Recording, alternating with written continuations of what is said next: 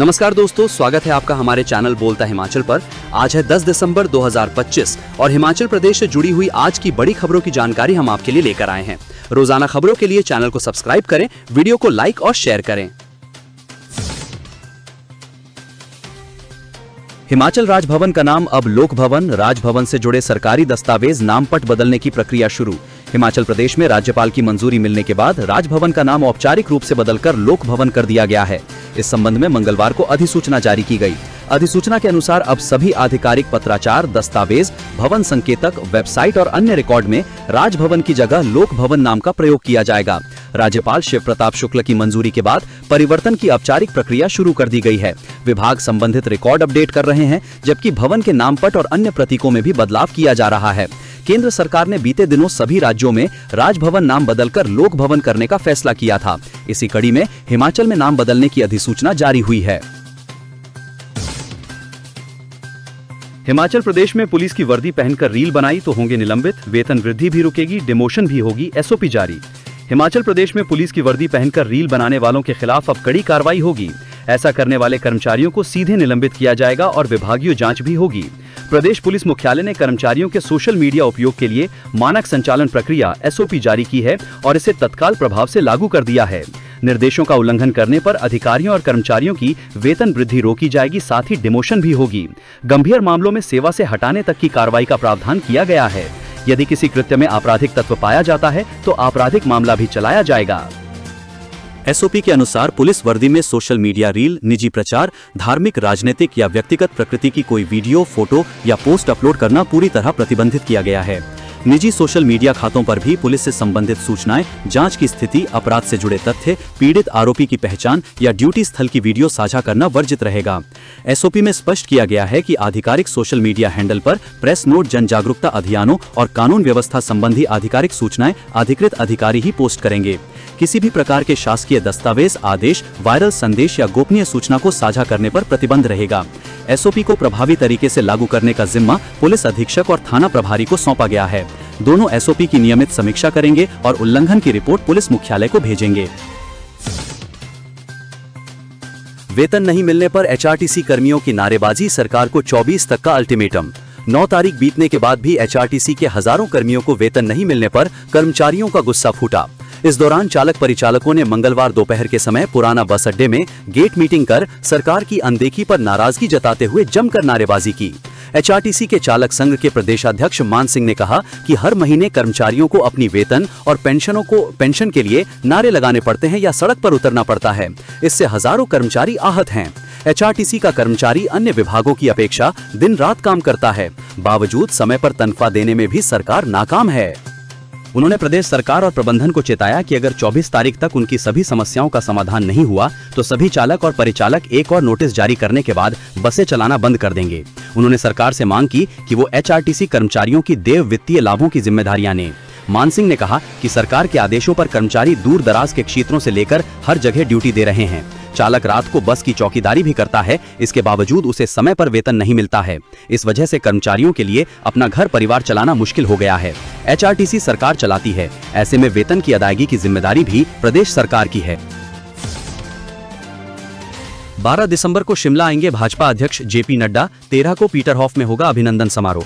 भाजपा के राष्ट्रीय अध्यक्ष जगत प्रकाश नड्डा 13 दिसंबर को शिमला में पार्टी के नए मुख्यालय भवन का शिलान्यास करेंगे। इस मौके को शक्ति प्रदर्शन में बदलने के लिए पार्टी ने प्रदेश के 7 जिलों के 21 विधानसभा क्षेत्रों से हजारों कार्यकर्ताओं को शिमला बुलाया है। रैली को सफल बनाने के लिए प्रदेश भाजपा ने जिलावार माइक्रो मैनेजमेंट तैयार किया है। पार्टी सूत्रों के अनुसार नड्डा 13 दिसंबर को जुब्बड़हट्टी रोड पर बढ़ेरी के पास बनने वाले 4 मंजिला अत्याधुनिक भाजपा मुख्यालय का शिलान्यास करेंगे। इस भवन को प्रदेश भाजपा के भविष्य के कमांड सेंटर के रूप में विकसित करने की योजना है। इसमें digital monitoring room, media centre और कार्यकर्ताओं के प्रशिक्षण के लिए आधुनिक सुविधा होगी। शिलान्यास के बाद नड्डा दोपहर 1 बजे राज्य अतिथि गृह पीटरहॉफ शिमला में कार्यकर्ताओं को संबोधित करेंगे। एचआरटीसी कंडक्टरों की हाई कोर्ट में वेतन विसंगति पर जीत, प्रबंधन लागू करे आदेश। एचआरटीसी स्टेट कंडक्टर यूनियन ने वेतन विसंगति पर हाई कोर्ट में बड़ी जीत हासिल की है। इस जीत के बाद कंडक्टर यूनियन के निगम प्रबंधन ने वेतन विसंगति पर लिए गए आदेशों को जारी करने की मांग की है। इसी विषय सहित अन्य मामलों को लेकर state HRTC conductor union Himachal Pradesh की महत्वपूर्ण बैठक शिमला में संपन्न हुई। बैठक की अध्यक्षता यूनियन के पूर्व प्रधान कृष्णचंद ने की। बैठक में प्रदेश भर से यूनियन के वरिष्ठ पदाधिकारी व प्रतिनिधियों ने भाग लिया। यूनियन पदाधिकारियों ने बैठक के दौरान बताया कि परिचालकों के वेतन विसंगति से जुड़े मामले में यूनियन हाईकोर्ट उच्च न्यायालय से केस जीत चुकी है। अब यूनियन ने निर्णय लिया है कि इस आदेश को शीघ्र लागू करवाने के लिए प्रबंध निदेशक से तत्काल मुलाकात की जाएगी और इसे लागू करने की मांग करेगी ताकि प्रदेश के हजारों निगम परिचालकों को उनके वित्तीय लाभ मिल सकें। भवन निर्माण के नियमों में बदलाव, सड़क की चौड़ाई से तय होगी बिल्डिंग की ऊंचाई। हिमाचल प्रदेश सरकार ने व्यावसायिक व आवासीय भवन निर्माण के लिए नियमों में संशोधन किया है। आवासीय, व्यावसायिक व पर्यटन उपयोग के लिए भवनों के सेटबैक व पार्किंग मानकों में बदलाव किया है। गत 7 नवंबर को विभाग ने इसका ड्राफ्ट जारी कर लोगों से 1 माह में सुझाव व आपत्तियां मांगी थीं। भवनों की ऊंचाई में बदलाव नहीं किया है, ये 21 मीटर ही रखी गई है। पहले सभी के लिए एक ही नियम लागू होता था। नियमों में संशोधन के तहत इसमें कुछ नई श्रेणियां शामिल की गई हैं।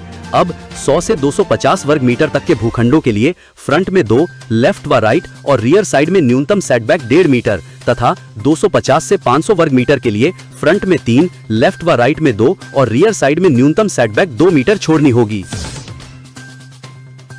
प्राइमरी स्कूलों में पढ़ाने के लिए बीएड डिग्री धारकों को करना होगा ब्रिज कोर्स, ऑनलाइन पंजीकरण शुरू।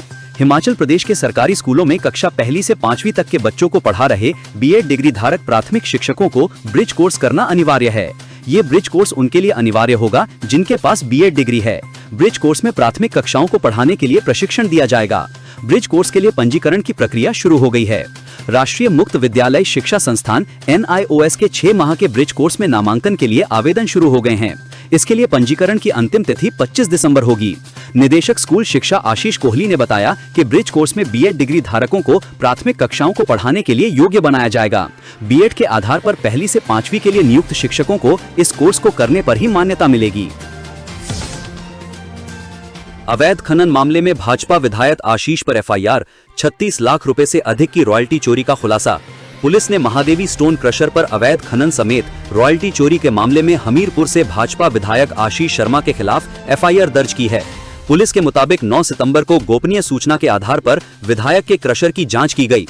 इसमें गंभीर लापरवाही समेत रॉयल्टी चोरी का मामला सामने आया। इसके आधार पर अतिरिक्त पुलिस अधीक्षक राजेश कुमार की शिकायत पर यह FIR दर्ज की गई है। इसमें अवैध खनन और रॉयल्टी चोरी से 36 लाख से अधिक के राजस्व नुकसान का दावा किया गया है। पुलिस के मुताबिक जांच में लीज डीड, रॉयल्टी रसीदें, बिजली खपत रिकॉर्ड समेत W एवं X फॉर्म रजिस्टर के परीक्षण में गंभीर अनियमितताएं सामने आई हैं।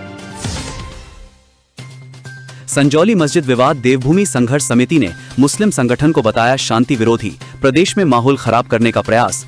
संजौली मस्जिद मामले में आल हिमाचल मुस्लिम संगठन के अध्यक्ष नजाकत अली हाशमी की पत्रकार वार्ता के बाद फिर विवाद हो गया है। हाशमी ने नगर निगम के कार्यालय में जाकर नए नक्शे को स्वीकृति दिलवाकर निर्माण कानूनी करवाने की बात कही है। देवभूमि संघर्ष समिति ने हाशमी के बयान पर पलटवार किया है। समिति के संयोजक भारत भूषण व अधिवक्ता जगतपाल ने कहा कि नजाकत अली हाशमी का इस मामले से कोई लेना देना नहीं है। वो ना तो इस मामले में पार्टी है और न ही प्रतिवादी। ऐसे में उनका पत्रकार वार्ता में झूठ कहना जनता को बरगलाने जैसा है। उन्होंने कहा कि प्रदेश में माहौल खराब करने का प्रयास हो रहा है। समिति ने नजाकत अली हाशमी को शांति विरोधी मानसिकता वाला व्यक्ति करार दिया। उन्होंने आरोप लगाया कि हाशमी बालूगंज मस्जिद पर कब्जा करके बैठे हैं, जिसे सुप्रीम कोर्ट के आदेश के बावजूद वक्फ बोर्ड खाली नहीं करवा सका। हाईकोर्ट के आदेश के बाद बीड़ बिलिंग क्षेत्र में नो पार्किंग जोन पर सख्ती। हिमाचल प्रदेश हाईकोर्ट द्वारा जारी आदेशों के बाद अब जिला कांगड़ा के बीड़ क्षेत्र में नो पार्किंग जोन को लेकर सख्ती शुरू हो गई है।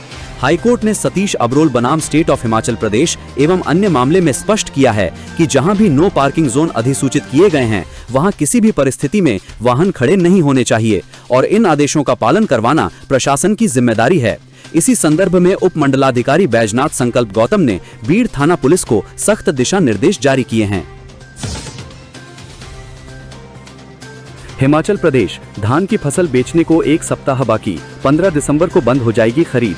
धान की फसल बेचने को 1 सप्ताह का समय बाकी है। 15 दिसंबर के बाद धान खरीद केंद्रों में धान की फसल की खरीद बंद हो जाएगी। प्रदेश के किसानों को धान की फसल का 45.20 करोड़ का भुगतान जारी किया है। प्रदेश के धान खरीद केंद्रों में अब तक किसानों से 19,933.39 मीट्रिक टन धान की फसल की खरीद की गई है।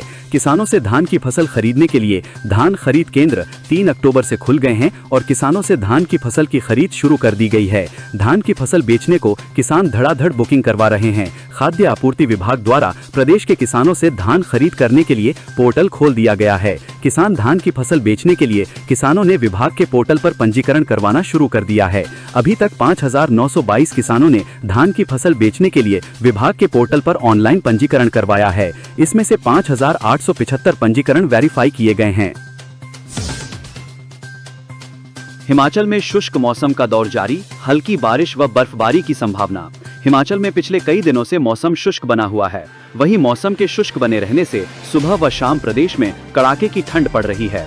मौसम विज्ञान विभाग एवं केंद्र की दैनिक रिपोर्ट के अनुसार प्रदेश के अधिकांश क्षेत्रों में न्यूनतम तापमान सामान्य या सामान्य के करीब दर्ज किया गया, जबकि कुछ ऊंचाई वाले स्थानों पर तापमान सामान्य से 2 सेल्सियस तक नीचे गिरा है।